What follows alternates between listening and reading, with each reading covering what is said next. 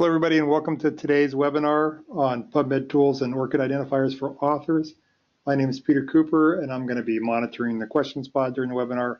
Marie Collins is going to be presenting. During the webinar, if you have a question, please put in the questions pod. I will try to address simple questions while Marie is talking. If there are more complicated ones or ones that I think everybody should hear the answer to, I'll read them to Marie at the end and she will answer them. And if there are any we don't get to or ones that we don't know the answers to, I'll make available a question and answers document that will be available. And those are going to be linked to our webinars and courses page. There is a directory that has Marie's slides on our FTP site. There's a go.usa.gov URL there in the bottom of this slide, and I will send that out in chat to everybody. So with that, I'm going to go ahead and turn it over to Marie Collins, who's part of the PubMed team here at NCBI. Hi, and welcome to the NCBI Minute today. I'm going to be talking about author disambiguation and the search strategies and tools in PubMed that will help you create a comprehensive and precise list of publications for an author, whether that author is you yourself or someone else. We're also going to talk about, let me get to my agenda slide, we're also going to talk about the advantage of registering for an Orchid Id, which is a unique author identifier that you can submit with your publications to PubMed or include in your bibliography or CV. Beyond that, we'll talk about additional tools that have been created to help you manage your own bibliography. This gives you the control to tweak and customize your citation list, then decide if you want to share it or assign a delegate to assist with managing it. So when I talk about ambiguation or disambiguation in PubMed, there's really two flavors of ambiguous author names. There's the case, and we see this a lot in PubMed, where we have a single author who has published under many names. And if the author has gotten married or changed their surname for any reason, this adds a layer of complexity. The basic rule of thumb in PubMed is to always search with the last name and initials. The three names you see here, Smith, Smith-Jones, and Jones, are three unique last names in PubMed. So for complete retrieval for this author's citations, you should use OR to combine the various names that the author has published with.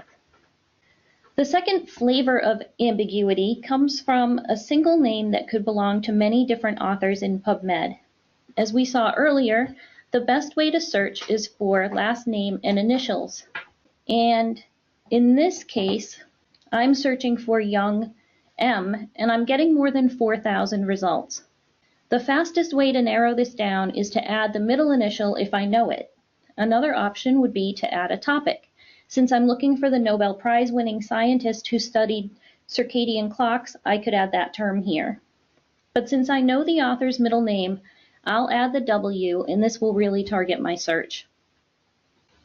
Another way to confirm that this is the author you're looking for, beyond adding the middle initial or narrowing your search with subject terms, is to look at the affiliation data. I have additional evidence that this is the M.W. Young I'm looking for. He's affiliated with the genetics lab at the Rockefeller University. We've been including the affiliation data for all authors in PubMed since October of 2013. And in December of 2014, we began accepting multiple affiliations for authors. And these data really help us identify whether or not we found the author that we are actually looking for. If I click on the author name from the abstract view, the 138 citations in my results list will be sorted by computed author, which weighs important citation information like subject terms, co-authors, and affiliations, and clusters the citations in the order that they are most likely from the same person. We think this algorithm is very successful since we do see that users find what they're looking for on the first page or two of results when they sort this way. I'm not published in PubMed, so I can't do this using my own name, but if you are an author searching for your own citations in PubMed, obviously it would be very easy for you to choose a starting point, view the citation in abstract view, and click on your name. And you'll see the sort by author label above your results. Of course, we know that some of these retrieval methods may include citations that are not yours or leave out some that are, especially if you've changed your name. We accept unique identifiers in PubMed. The publisher can submit this number with the citation data. Publishers can also update existing records and add your identifier retrospectively to your citations in PubMed. And this unique author identifier is part of that sort by author algorithm that we just saw. So in addition to co-authors, affiliation data, subject terms, and your name, we're also adding in the Orchid Id, and that helps obviously with the accuracy of that sort by author. ORCID, if you're not familiar, stands for Open Researcher and Contributor Identification.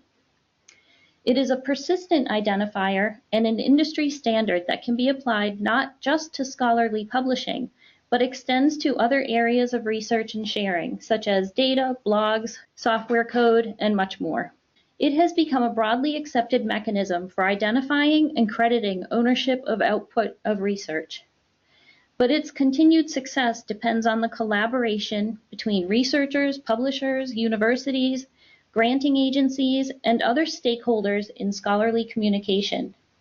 And I think that NLM falls solidly in that last category as a stakeholder. We are encouraging all researchers to register for an Orchid ID, which they submit with their publications and other research output. We've integrated ORCID with our Science CV platform, which aids in the creation of the NIH BioSketch used in the grant management process. The advantage of an Orchid ID is that it's a persistent identifier, unlike a name, which is not unique and could change over time. You can search in PubMed just by entering the Orchid ID number. You don't need to add a field tag to that because PubMed's really good at sensing that that's what you're looking for is that Orchid ID based on the pattern of that number. In addition to the author sort, additional affiliation information, and the inclusion of Orchid IDs, My Bibliography is a powerful tool that helps you save and share your citations. You can sign in to My NCBI with your existing Google, NIH, or ERA Commons account.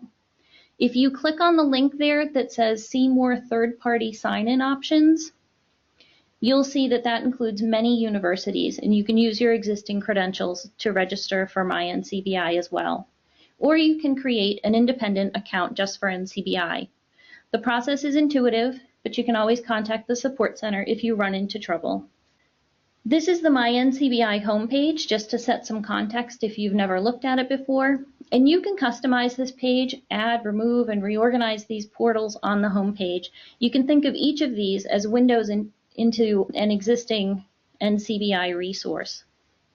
You can create and share your bibliography even if you're not applying for grants or managing grant reporting. However, much of the design and the features of MyBib really came about in parallel with the NIH public access compliance needs. It helps with reporting the progress of scientific research. There are 4 ways to build your bibliography, and I'll go over those now. From within PubMed, the process is simple.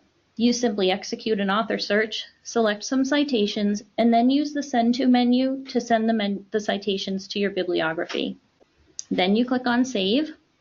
You'll get an explicit confirmation, and you'll be returned to PubMed because that's where you started. But there's a link at the top and the bottom that says Edit Your Bibliography, and that would bring you right back to your MyBib page to edit your bibliography. If you want to add citations while you're in your My NCBI account, click on My NCBI to get started. This link appears at the top of all PubMed pages. And then you click on Manage My Bibliography there in the MyBib portal. You'll see the 3 options next to your bibliography. If you don't have any journal articles, they won't appear. I've been playing with this for years, adding citations that aren't my own to my bibliography. So you can see that this is already populated, and then I have the 3 options for adding citations. If you click on Add from PubMed, you'll see a search box, and you can go ahead and execute your search from within MyBib. On this screen, you can see that I can select citations to add, and it shows the citations that are already part of your bibliography. So if you see anything with a grayed out check mark and then gray text, you can tell pretty easily that those are already in your bibliography and not an option for adding. Okay, so to get to this screen, again, we're starting by clicking My NCBI, then Manage My Bibliography, and then from that menu that you saw before, this time you would select Add Manually to get this form that you can fill in. There's a pick list at the top, and right now we've selected books and chapters, which is not something that traditionally appears in PubMed, so you wouldn't have a PubMed citation necessarily to import. The other options on that list include a journal article that does not appear in PubMed, meeting abstracts, presentations, patents, data set or database, software, and I think there are a couple others. If you select Upload a File, you'll use your browser's file management system to navigate and upload any Medline or bibliography citation file. So here you can see the two options that are available are a Medline file and then an NBib, which is a bibliography citation format. So now you have a bibliography and you can change the settings to make it public or private. You can share the URL if the collection is public. You can edit settings.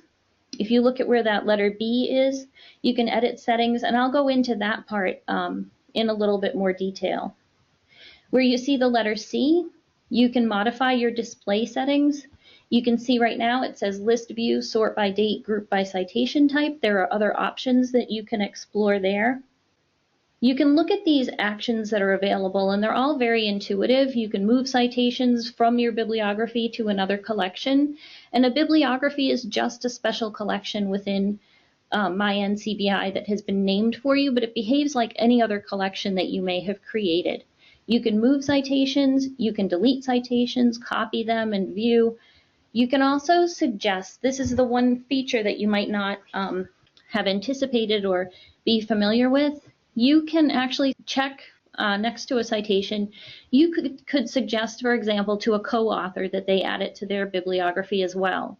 And when you send that suggestion through email, they have a chance to review it and either accept or refuse that suggestion. And then I put this letter E here just so you'll look and see how many links are available there. This is a bibliography, but it still has a lot of the links you see in your results set in PubMed. You can link to the PubMed citation if you click on the title, or if the full text is available, it will tell you, and you can link out to the full text or free full text. And then you can also find related citations. And I encourage you to explore this page. It's very intuitive, but there is extensive online help for my bibliography. Now I'm going to go ahead and we'll look at what I see if I click on Edit Settings. Because my bibliography is public, you can see I've set it to public there, I will see a direct URL and the HTML that I could add to web pages and blogs. If my bibliography was set to private, those options would not be available for sharing, but that is how you share your bibliography. You can either email that URL to people, or they have the HTML there for embedding it in a web page or blog. You can assign delegates as well, and you do this through the account settings page, and you can see here that you can link at the bottom of your My Bibliography settings, but this is actually the same as if I clicked on my username at the top of the page. That would take me to my settings, and that's where I could assign a delegate. Now, if I go to my NCBI settings, you can see that delegates option. I can add a delegate. It just is a matter of adding the person's email and then selecting the service that I want them to be a delegate for, whether it's just my bibliography or my bibliography and ScienceCV. And ScienceCV is a tool that we use to take all of this bibliographic information, sort of helps in the processing and exporting then of that data into an NIH biosketch or other formats, other types of biosketches that are available. Today I talked about ORCID IDs and my bibliography in the context of author disambiguation and tools for identifying, collecting, and sharing your citations. These tools are also a very powerful part of the grant application and compliance process. Very quickly, I want to show that MyBib has even more features if you've logged in with your ERA Commons account or have linked the two accounts. This really helps track citations and manage the compliance progress. If you're not familiar with ERA Commons, it's an online interface where grant applicants, grantees, and federal staff at NIH and grantor agencies can access and share administrative information relating to research grants. And so if you look at this page, you can see here that there's actually different symbols, whether it's an exclamation point or the yellow, that will tell you the status of these citations in terms of the NIH funding process. So today, in this NCBI Minute, I mentioned a lot of tools and processes, but didn't cover them in depth. And here are some links to additional short webinars that you can watch. And I listed these in order of their relevance to today's presentation. I think if you do nothing else and you're involved in the grant management process, it would be really helpful to spend the 17 minutes watching the first 2 videos. And if you want to discover other ways that my NCBI brings more power to really a lot of the NCBI database experience, watch the previous NCBI Minute recordings that are listed here on tailoring your PubMed search experience and automating searches and saving collections. And the online help for my NCBI is very comprehensive and truly is helpful if you get stuck or you're not really sure what all your options are on all of these screens. I added the link to the online help there. And if anyone has any questions that weren't answered. Thanks, Marie. Actually, there are a lot of questions that weren't answered because I don't know that much about this particular topic, to be honest with you. So I'm going to go through them and hopefully you can help answer them. There's sort of a mixed bag of things. Many people are asking sort of general questions about my NCBI and my bibliography. By the way, if we don't know the answers to these questions, we'll find them out and get them in that document. So the first one is, if you change institutions and your MyNCBI account is through that institution, how do you retain your data? So I've never tried to do that, but I will tell you that you absolutely can, because that happens all the time. And working both in education and on the help desk, I would absolutely be aware if that was a thing that you could not do. So I'll get the answer and I'll put it in that document that Peter's going to include with the materials in terms of the exact steps for transferring everything if you're affiliated with one institution. You may have addressed this. I was too busy looking at the questions pod, so forgive me if you already answered this. Can individual authors edit their past records to include ORCID IDs? So if by record you mean your PubMed citation, no. Authors cannot, publishers can. And honestly, if you reach out to a publisher and either they are no longer, it has to be the publisher who's the active data provider for that journal. And that's another thing that switches a lot, is data that for a journal that was once submitted by Highwire, next year might be submitted by Elsevier or a Silverchair or some other third-party vendor. So we always ask that you reach out to the publisher. They have a very, very user-friendly system they can use to come in and edit any of the citation data that they provide or that they're allowed to provide for PubMed. They can't edit mesh terms, obviously. But if the publisher was to write back and say, I can't do that, we could certainly do that for you. Hey, there's a couple that are sort of general MyNCBI questions. One is, how do we get our institution added to the third-party list for login options? So I think the best course for that would be to email info@ncbi.nlm.nih.gov. I think info@ is probably the best help desk that would be able to route that request through, get it to the MyNCBI developers, and work on adding that to the list. Okay, so can you share part of a bibliography instead of everything? Honestly, the way I would do that, a bibliography is just by default a collection called My Bibliography. You could create another collection that's called Joe Smith's Bibliography and have that be a subset of your complete bibliography and share that. And I think that's the way I would do it, is make one or the other. Either the My Bibliography could be the subset, but I would tend to keep that as the superset, because you can import citations from your bibliography right into ScienceCV. So you could create other collections that are just sort of the subsets of your complete bibliography. Call it anything that you want, and those collections act the same way as a bibliography, and you would be able to access the URL and share it. I think you probably did address this, but where does one go to start to create an ORCID ID? So I might run through my slides just so that I'm not wrong. I think it's just at orchid.org, honestly. But let me get there. Yeah, it's just orchid.org. Takes about 30 seconds. It might have been faster for me because I don't actually have any publications to link, but creating the ORCID ID itself takes about 30 seconds, and it's free. Okay, is there an option to transfer bibliography to the EndNote or other software? I should know this, but I'm not going to lie, but I can get the answer to that question on the way to do that. But yeah, I mean, if you've got any list of any citations in PubMed, you can easily export them to an NBib file, even if it's a question of looking at those results, looking at that collection in PubMed and just using the send to from there. But if there's an easier way, I'll add it in Peter's document. So we have a couple people asking about the slides. The compressed link, the gousa.gov link that I sent out does work. One possibility for some of you is that that's on an FTP site. So it's possible that that's not accessible to your computer for some reason. I'm going to send the uncompressed FTP URL. You can try changing the first part of the address instead of FTP to HTTPS and see if that helps.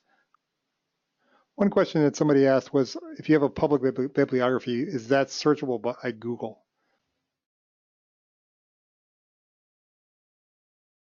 Okay, and the other question is PubMed's author clustering algorithm publicly available? I'm not sure if that one is. We typically put them into the online help.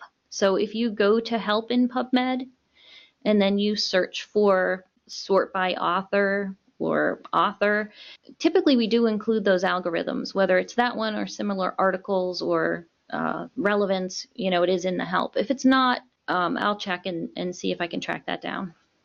Okay, I think we have time for one more question. This one is maybe something that you would mentioned in passing during the webinar. I'm not sure. Can you demo sending a suggestion to a co-author to add a cite to their bibliography? Sure. All right. This way you'll see how I sign into NCBI.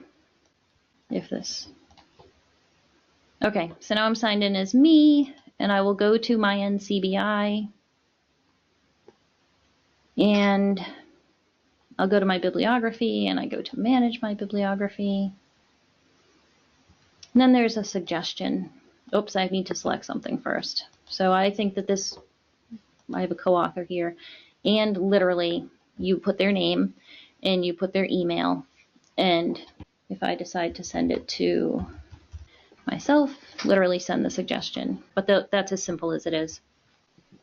Okay, I think that's all we have time for. There are some unanswered questions in the questions pod, and so I'll be sure to get those into a document. Okay, thanks, Maria, and thanks everybody for coming. I'm going to go ahead and end the webinar now.